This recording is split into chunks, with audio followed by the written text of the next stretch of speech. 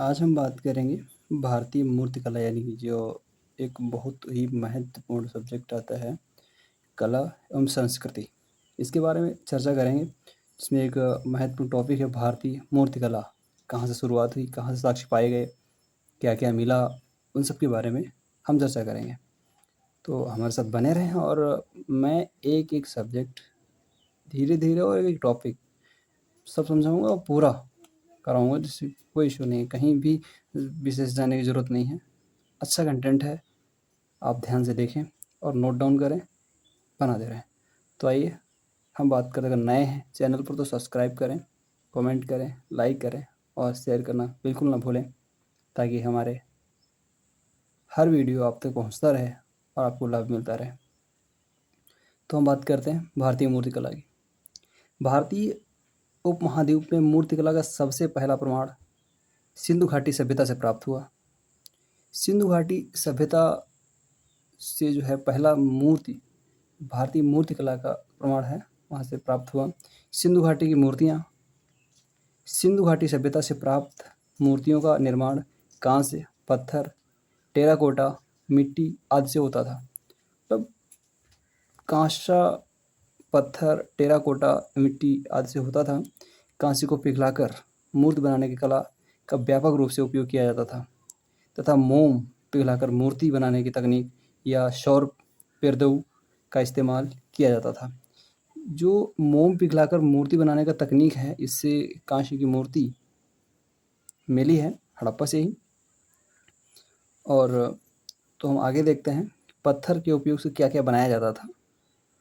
पत्थर पॉलिश किए हुए लाल चूना पत्थर से बना हुआ एक नर का धड़ हड़प्पा से प्राप्त हुआ। किसका? एक इंसान है, उसका धड़ जो है हड़प्पा से प्राप्त हुआ है, पत्थर से बना हुआ है, जो कि सेलखड़ी से बने दाढ़ी वाले पुजारी, यानी एक व्यक्ति है जिसकी दाढ़ी जो पूजा करते हो हमारा पुजारी होगा, ऐसा अनुमान है, और जो मोहनजोदड़ो से प्राप्त हुआ है। वे सुमेरियन क्षेत्रों के उर और सुशा में खोजे गए उसी तरह की मूर्ति के लगभग सादृश्य हैं। दृश्य मतलब दिखते हैं, ठीक है।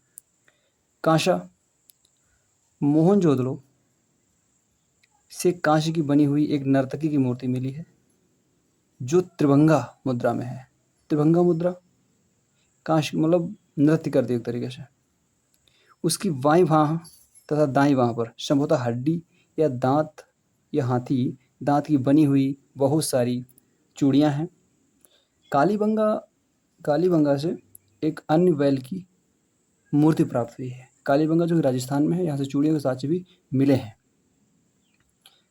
टेराकोटा, मोहनजोदड़ो से एक बड़े आकार की देवी माँ की मूर्ति जो है क्या है, मोहनजोदड़ो से एक बड़े आकार की देवी माँ की मूर्ति प्राप्त हुई है, जो अच्छी तरह से संरक्षित है। उन लोगों के द्वारा टेराकोटा की मूर्ति बनाने के लिए पिचिंग विधि, कौन सी विधि नोट करना है, पिंचिंग विधि का इस्तेमाल किया जाता था। अन्य उदाहरण दाढ़ी वाला आदमी, खिलौने बैल आदि। मोहर, मोहर कहाँ से मिली है? सेलखड़ी से बनी हुई, सेलखड़ी का पत्थर होता था, इसमें सेलखड़ी से बनी हुई बड़ी संख्या में मोहरों की खोज हुई। सेलखड़ी से बनी हुई बड़ी संख्या में मोहरों की खोज हुई। प्राप्त मोहरें विभिन्न आकृतियों तथा आकार के हैं, लेकिन उनमें ज़्यादातर की आकृति वर्गाकार है। उनमें से अधिकांश मोहरों में एक अभिलेख है जो चित्रात्मक लिपि में है, जिसे अभी तक एक पढ़ा नहीं जा सका। चित्र बने हैं लेकिन पढ़ा नहीं जा सका, जो कि हड़प्पा की लिपि है, उसे आज तक नहीं पढ़ पाया कोई। कोशिशें बहुत सारी की गई, बहुत सारे लोगों ने कोशिश की, लेकिन अभी भी पढ़ने के साक्ष्य नहीं मिले हैं, जिनका उपयोग शैक्षिक और वाणिज्यिक उद्देश्य के लिए किया जाता है। इसीलिए राजनीतिक प्रमाण हड़प्पा से नहीं मिलते हैं, ताकि बस राजपुरोहितों के पास रहा होगा या किसी के पास रहा होगा, इसलिए राजनीतिक प्रमाण इसलिए नहीं मिलते क्योंकि वहाँ की लिपि को नहीं पढ़ा जा सका आज तक। मोहनजोदड़ो में सेलखड़ी से बना प्रसिद्ध पशुपति मोहर। पशुपति मोहर मतलब 4 जानवरों, कौन कौन से जानवर हैं बात करते हैं, गैंडा, भैंस, हाथी और बाघ से घिरा हुआ प्राप्त हुआ है। गहने और आभूषण कहाँ कहाँ से मिले हैं? तो सिंधु घाटी सभ्यता के लोग वेशभूषा के प्रति यानी सजग जागरूक थे। वेशभूषा कैसी होनी चाहिए, इसके प्रति वो लोग जागरूक थे। उनके द्वारा विभिन्न आभूषणों का उपयोग किया जाता था। हार, पट्टिका, बाजूबंद और अंगूठी जैसे गहने पुरुषों के लिए और महिलाओं के लिए। उड़ान, त्वरित और विस्तृत। ठीक है, तो आगे बात करते हैं। महिलाओं दोनों के द्वारा इस्तेमाल किए जाते थे। कमराबंद झुमके और कमरबंद झुमके और पायल केवल महिलाओं द्वारा पहने जाते थे। बर्तन के साज कहाँ से मिले हैं, बात करते हैं कि बर्तन के साज कहाँ मिल जाते हैं। दो प्रकार के बर्तन, सादे और चित्रित मिट्टी के बर्तन मिले हैं। कैसे कैसे? सादे और चित्रित बर्तन के मिले हैं।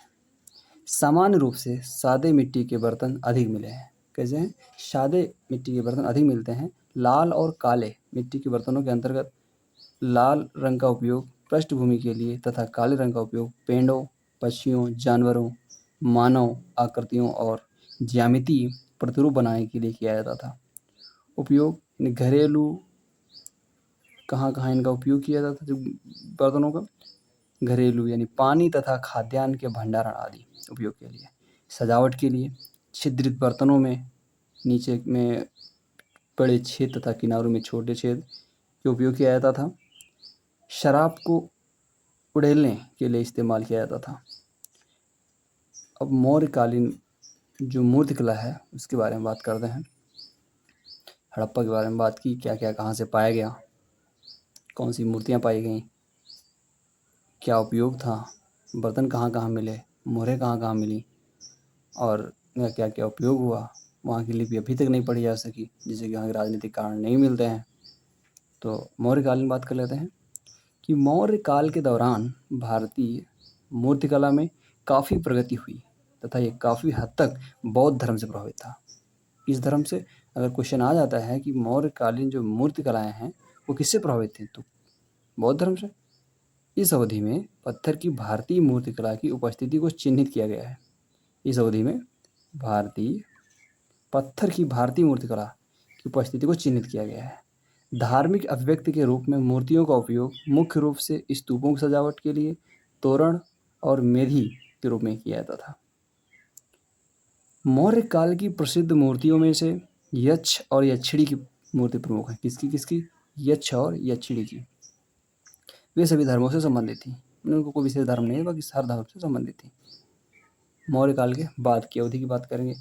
कला की गांधार शैली क्या है? कला की गांधार शैली क्या है? मथुरा की शैली, अमरावती शैली, क्या क्या अंतर था, क्या क्या कहाँ थी, तो देख लेते हैं। कला में जो गांधार शैली है, गांधार शैली की जो कला है वो ये उत्तर पश्चिम सीमांत में विकसित हुई थी। उत्तर पश्चिम सीमांत में विकसित हुई थी। और मथुरा कला कहाँ थी? मथुरा, शोक और काली टीला। अमरावती कृष्णा गोदावरी की निचली घाटी, कृष्णा और गोदावरी की निचली घाटी में मिली। यूनानी या हेलेनिस्टिक का प्रभाव रहा गांधार शैली पे। किसका प्रभाव रहा? हेलेनिस्टिक यानी का प्रभाव यूनानी या हेलेनिस्टिक। और मथुरा पर मथुरा का प्रभाव रहा, मैंने स्थानीय बता दिया गया है। और अमरावती पर अमरावती का प्रभाव खासकर।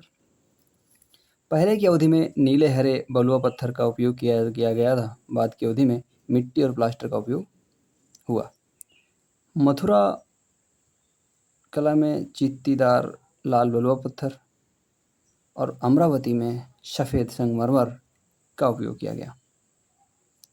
मुख्य रूप से बौद्ध धर्म का प्रभाव। गांधार शैली पर मुख्य रूप से किसका प्रभाव था? बौद्ध धर्म का प्रभाव। वहीं जब कला की बात करते हैं मथुरा की, तो वहाँ पे बौद्ध धर्म, जैन धर्म और हिंदू धर्म का प्रभाव मिला। और सेम जैसे गांधार की शैली में बौद्ध धर्म का प्रभाव है, वैसे ही अमरावती शैली में बौद्ध धर्म का प्रभाव मिला है। इनके संरक्षक देख लेते हैं। इनकी संरक्षा किसने दी? तो कुषाण राजवंश द्वारा बढ़ावा प्रदान किया गया। मतलब संरक्षण में किसके संरक्षण में पली? गांधार शैली में कुषाण कला, मथुरा कला में कुषाण शासक द्वारा, और अमरावती को सातवाहनों द्वारा किया गया। इनकी विशेषताएं क्या थी तो ये भी देख लेते हैं। बहुत अधिक बालों के साथ आध्यात्मिक, बुद्ध, कम गहने पहने हुए, बड़ा ललाट, योगी की स्थिति बैठे हुए। मतलब गंधार शैली की विशेषता जो दिखा रही है कि बहुत अधिक बालों के साथ, आध्यात्मिक, बुद्ध, कम गहने पहने हुए, बड़ा ललाट, योगी की स्थिति में बैठे हैं, योगी की स्थिति में। और वहीं जब बात करते हैं मथुरा की, तो बुद्ध को मुस्कुराते हुए चेहरे के साथ प्रसन्न मुद्रा में दिखाया गया है। गंधार में क्या दिखाया गया है? योगी की मुद्रा में। और मथुरा की कला में मुस्कुराते हुए चेहरे के साथ प्रसन्न मुद्रा में दिखाया गया है। सिर और चेहरे मुड़ा हुआ है। गंधार में बाल हैं बड़े बड़े, यहाँ मथुरा में सिर मुड़ा हुआ है। हष्ट पुष्ट मांसपेशियों से भरा हुआ है चेहरा। शरीर चुस्त, कपड़े ऊर्जावान। शरीर बुद्ध का, चेहरा अनुग्रह को दर्शाता है। पद्मासन में बैठे हुए अभय मुद्रा में। तो वहीं अमरावती में देखते हैं, कथात्मक कला का दर्शाता है। कौन सी कला? कथात्मक कला को दर्शाता है। बुद्ध की व्यक्तिगत विशेषताओं पर कम जोर दिया गया है। मतलब व्यक्तिगत विशेषताएं पर यहाँ पे कम जोर दिया गया है। इसमें मानव के साथ साथ पशु रूप में बुद्ध के पिछले जन्म के जीवन पर आधारित जातक कथा के विषयों को दर्शाया गया है। बुद्ध बड़े कान, आंखें आधी बंद, ललाट का उभार। बुद्ध बड़े कान, आंखें आधी बंद, ललाट पर उभार। मथुरा में क्या? दाहिना हाथ भक्त को न डरने का संकेत देते हुए ललाट का उभार। तो आज हम यहाँ तक बात किए हैं। तो अगले इसके आगे की कला और संस्कृति के विषय में टोटल जानकारी हम फिर आगे देंगे। इसके आगे की नोट डाउन करने के लिए और पढ़ने के लिए हमारे साथ बने रहें।